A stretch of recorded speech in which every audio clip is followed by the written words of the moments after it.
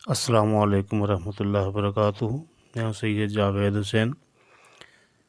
ایک ملحد لڑکی کی کہانی، جس کی آج دوسری قسط لے کر آپ کی خدمت میں حاضر ہوا ہوں۔ آئیے شروع کرتے ہیں دوسری قسط۔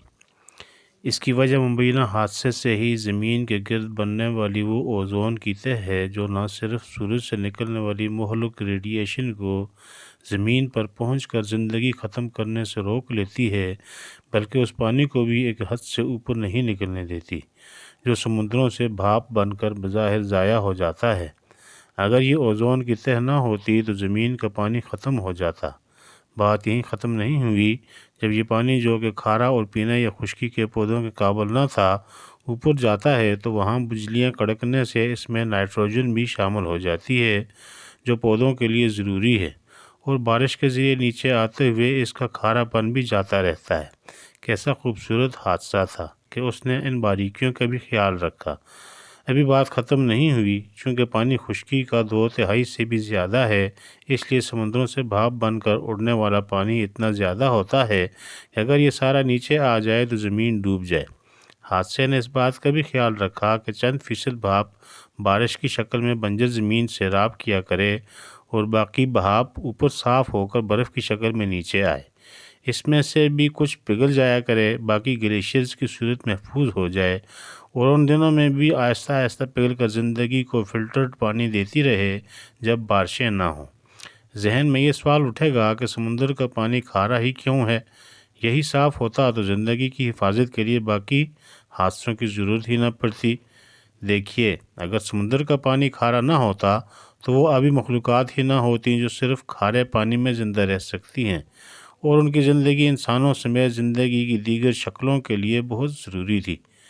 اب حادثے کا ایک اور کرشمہ دیکھیے کہ سمندر میں موجود زندگی کی حفاظت کے لیے حادثے پر حادثہ یہ ہوا کہ پانی جو زمین پر حادثاتی طور پر آیا تھا کی یہ خصوصیت ہے کہ وہ جمع تو نیچے کی بجائے اوپر آتا ہے، یعنی اوپر سے جو پانی برف کی شکل میں گلیشیئرز بن کر خشکی پر رہا وہ تو زندگی بچا ہی رہا ہے۔ جو باقی برف سمندر پر گری وہ ڈوبنے یا نیچے جانے کی بجائے پانی کی سطح پر رہتی ہے۔ وہ سطح سردیوں میں موٹی ہو جاتی ہے اور سردیوں میں سردی نیچے پانی میں نہیں جانے دیتی، جہاں وہ کروڑوں مخلوقات زندہ ہی نہ رہیں اگر باہر کی شدید سردی سے پانی ایک خاص حد سے ٹھنڈا ہو جائے۔ کتنے کمال کے حادثے ہیں جو مسلسل ایک دوسرے سے مل کر کام کر رہے ہیں، اور مزید کوئی ایسا نیا حادثہ بھی نہیں ہوا جو تسلسل سے ہونے والے حادثوں کا تسلسل، اور وہ فریکوینسی تو جو ہلکی سی بھی بدل جائے تو وہ زمین پر ہر قسمی زندگی کا آخری دن ہو۔ گویا حادثے میں ایسے کسی حادثے سے ہمیشہ کے لیے بچنے کا انتظام بھی حادثاتی طور پر موجود تھا، تاکہ زمین پر حادثاتی طور پر پیدا ہونے والی زندگی کسی حادثے کے باعث ختم نہ ہو جائے۔ دیکھیے، یہ ساری کہانی آسمان کے ہمارے زمین سے اڑنے والے پانی کے واپس لوٹ آنے سے شروع ہوئی تھی، اور جس دین کی بات میں تم سے کرنے آیا ہوں اس کا بھیجنے والا قرآن میں کہہ رہا ہے کہ ہم نے جو آسمان بنایا اس کی یہ صفت رکھی، واپس کرنے والا ہے۔ وہ جو آنکھیں بڑی کیے سن رہی تھی بولی، واؤ، یہ قرآن میں کہاں لکھا ہے؟ جب اس ملحد لڑکی نے مجھے ٹوکا تو لگا جیسے میں اس منظر سے باہر نکل آیا ہوں جو اللہ کی ایک نعمت کا شمار کرتے ہوئے میرے لاشعور میں چل رہا تھا۔ یہی طے ہوا تھا نا؟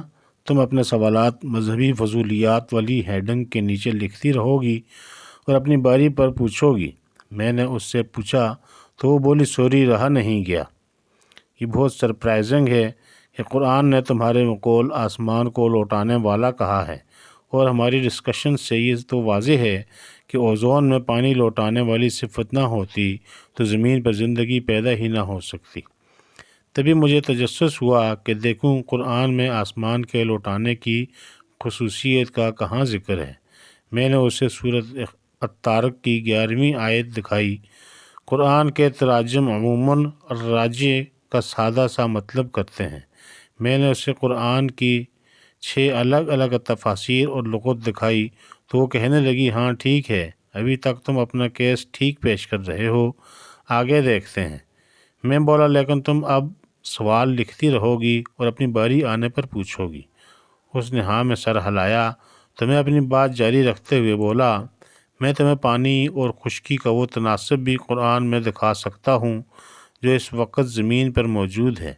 چاہو تو اس نقطے کو اپنے نوٹس میں ایڈ کر لو، ہم پانی پر مزید بات کر سکتے ہیں، لیکن اب تم نے ردم توڑ ہی دیا ہے تو کیوں نہ ہم اس حادثے کی طرف چلیں جس نے یہ دنیا تشکیل دی تھی۔ وہ بولی، ویسے تو میں اپنے بارے میں جاننا چاہتی ہوں کہ میں یہاں کیوں ہوں، لیکن تم پیچھے جانا چاہتے ہو تو مجھے کوئی اعتراض نہیں، لیکن پہلے مجھے اس آیت کے لفظ کی تصویریں لینے دو۔ وہ تصویریں لینے لگی تو میں نے پوچھا، یہ بتاؤ تمہارا فون کیا جدید ترین ہے؟ وہ بولی، چند مہینے پرانا ہے لیکن جدید ترین کے قریب ہے۔ اس کا کیمرہ کتنے میگا پکسل کا ہے؟ میں نے پوچھا۔ وہ بولی، شاید 12 میگا پکسلز کا ہے۔ میں بولا، کیا تم جانتی ہو جو حادثہ تمہاری اور تم جیسے اربوں انسانوں کی تخلیق کا باعث بنا وہ اتنا شاندار تھا کہ اس نے تمہاری آنکھوں میں 576 میگا پکسلز کے 2 کیمرے نصب کر دیے ہیں۔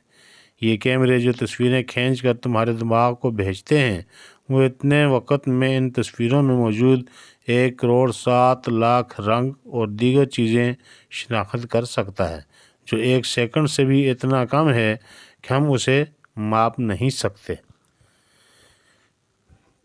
تو بھائی، آج کی دوسری قسط کے اختتام کو پہنچی۔ انشاءاللہ تیسری قسط کے ساتھ جلد آپ کی خدمت میں حاضر ہوں گا۔ تب تک کے لیے اجازت، اللہ حافظ۔ میرے چینل کو سبسکرائب کر دیجیے گا، شکریہ۔